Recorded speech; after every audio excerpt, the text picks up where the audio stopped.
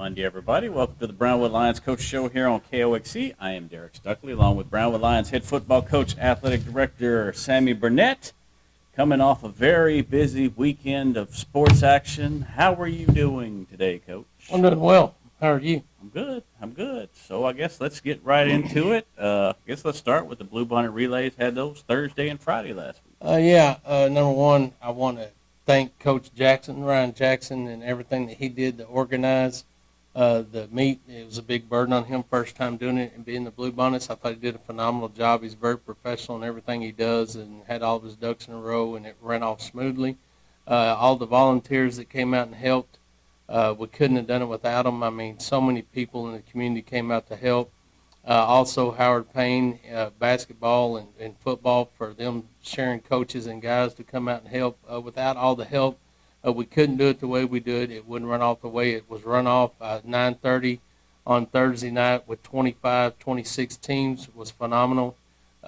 We had 9 teams and a lot of divisions on Friday, and we got through at 9 o'clock. So just a testament to all the help and all the workers and everybody involved, the student athletes from the high school that came out after school and helped set hurdles and hold blocks. And I thought it was run off extremely well. You know, Sean Fitzgerald does a great job with the timing system. We did have a couple of glitches in that. Some cords were disconnected by some kids playing in the stands and all, but we made it through it. And I thought it was a great weekend, a great week of track for us, and I thought it ran well. On our side, you know, I thought our boys and girls competed well. We're in the big school division with some 6A and 5A teams. I thought we competed well. And you start looking at the teams at our level that were there, Breckenridge and Stephenville, and I thought our boys and girls performed well. Hannah Dean set a personal best in the high jump and won that. I call sort of led the boys with his jumps, long jump, triple jump. So all in all, I thought our relays did well. You know, boys and girls, I thought we had great participation, and it was exciting to see them for the first time. So all in all, a great week, a great year for the Blue Bonnets. All right. So what else we have going on over the weekend? We had girls and boys golf. Went to Abilene to Diamondback and played the district preview, which is benefit because they're off today, playing their first round of district today at Diamondback. On the girls' side, Tristan Garcia shot 87, personal best for her. A great time to peak. River Jones was consistent, shot a 93. She's been our go-to girl this year, and London, England shot a 96. So congratulations to the girls. I wish them the best luck today in the first round of the district. On the boys' side, we finished second overall, led by Sir Jones and Hudson Reagan. Both shot a 74. They're sort of the bell cows on the boys' side. Did well with both teams. Both teams would have qualified to go to regionals if we'd have gone to the preview, but they have to step out today and perform well. We have 2 teams of 10. We have 10 boys, 2 teams of 5. So good luck to them today. Like I said, they're both at Abilene today, and then they'll return tomorrow to finish up their 2-round district tournament. So best of luck to them. On the soccer side, congratulations to our girls, by-district champions, winning 3-2 against a good, godly team, number 12 in the state. We're up 2-0. They came back and tied it up, went to overtime, we tied it, wound up going down to penalty kicks, and we were successful there. So congratulations to them and their willingness not to surrender and coming out with a victory. They'll face Benbrook tomorrow. Apparently their girls are really good at Benbrook. They'll play at 5 o'clock at Mineral Wells again. Our boys, congratulations to them. They were up 4-3. Wound up going up 5-3 and wound up winning that game 5-4 against a good Kennedale team. They'll face number 1 Diamond Hill Jarvis tomorrow at 7:30 at Mineral Wells. So we have a doubleheader tomorrow at Mineral Wells. Girls will start at 5. Boys will go at 7:30. So if you can get there to watch them, be neat to see them advance to the next round. Both have worthy opponents to play. So, but you never know. That's why you play the game.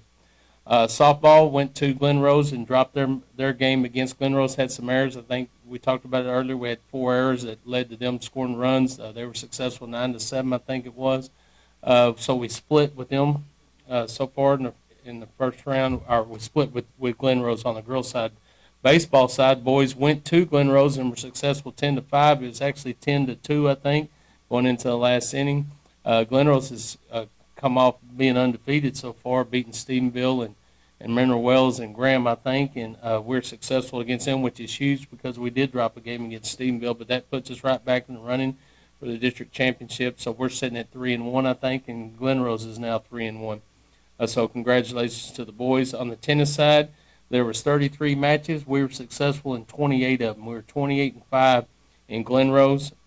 All those teams are in district now. Tennis will be in district later in the week. So let me run through this week's schedule with you. We have boys and girls golf at Diamondback and Abilene Monday and Tuesday. We have area round boys soccer versus Diamond Hill Jarvis, who's ranked number 1 in the state at 7:30 at Mineral Wells. Our girls will play the area round soccer against Benbrook at 5 o'clock at Mineral Wells. Boys and girls district golf in Abilene again Monday, Tuesday. Softball will be at Mineral Wells starting at 5, and baseball will be at Mineral Wells. Varsity will play at 7. We're off Wednesday, but we do have track and field on Thursday, and we also start our district tennis. It's hosted by us, but it will be held in Glenrose. So I'm going to go watch a little tennis on Thursday and finish the day with some track in Stephenville. And then Friday we'll complete district tennis. Baseball will host Mineral Wells, and softball will host Mineral Wells at Brownwood, starting at 5 o'clock. And that's what we have on the docket so far. But we got a lot of district action going on. It's a big week for us with opportunities to try to advance to the next round in soccer, try to advance to regionals in tennis, and try to advance to regionals in golf. I mean, tomorrow, just load up and go to Mineral Wells. Everything's happening there everything tomorrow. seems to be happening in Mineral Wells tomorrow, huh? Yeah. Well, going back to the girls' soccer game, of course, they had as you mentioned, they had the shootout, had to go to an extra kicker, and of course, beating the top 15 team in the state.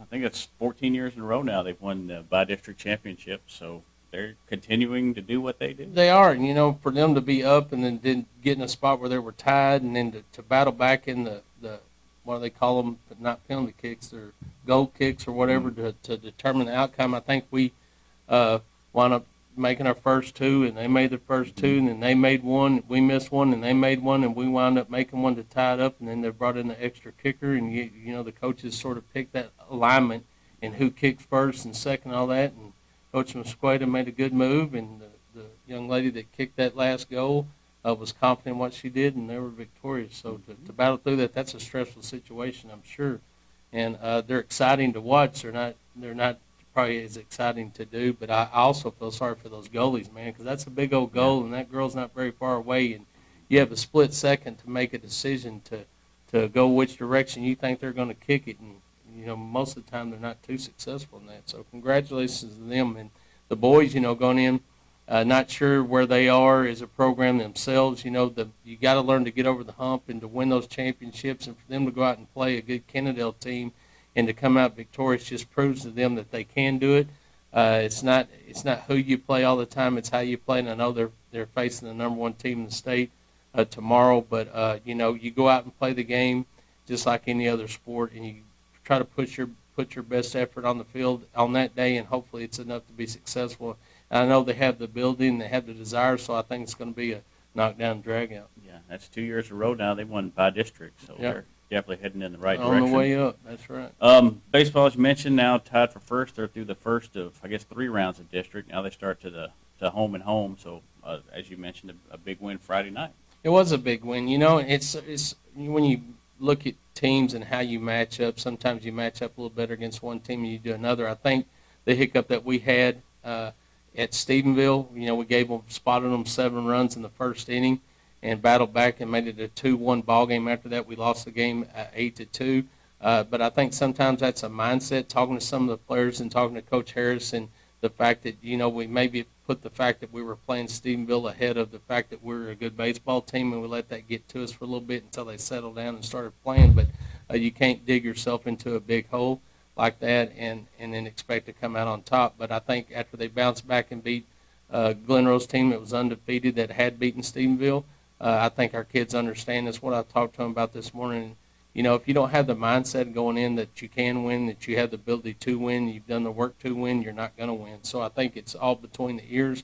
I think going through that first round and them playing and realizing where they can be, I think that's going to help compound, their desire to go out there and just do what they do and not worry about their opponent. And all in all, I think they have a great shot at continuing on and winning that district championship. A lot of stuff going on the rest of the week. Football, how are things looking in there right now? It's going well. We started meetings this morning with offense and defensive coaches. We got weights going on in the morning, and say this morning the defense ran the weight room while the offensive staff met. Really looking at personnel and where we want to start people and put people at what levels, and working on getting ready for 7-on-7, which starts, of course, for us in our league 1st of May. And then, of course, our 7-on-7 state qualifiers will start. Our first one will be June the 3rd in Brownwood, so we're hosting the first event. And, just starting that next phase. We got a couple more weeks of the phase we're in right now, but when we start that third phase, we'll start doing some sports-specific days, which we send. If you're a straight basketball kid, you'll go to get basketball skills. If, baseball and soccer and all that's the same way. But it gives us an opportunity to get out on the field, start working on some 7-on-7 stuff that we have to work on or we'll be behind. And it also gives us a chance to look at our kids and see how they translate what they're doing on the track and what they're doing in the weight room out on the field for any sport. But it gives us a chance to put some people out there and start getting a look at what we have coming up for next year's team. Okay.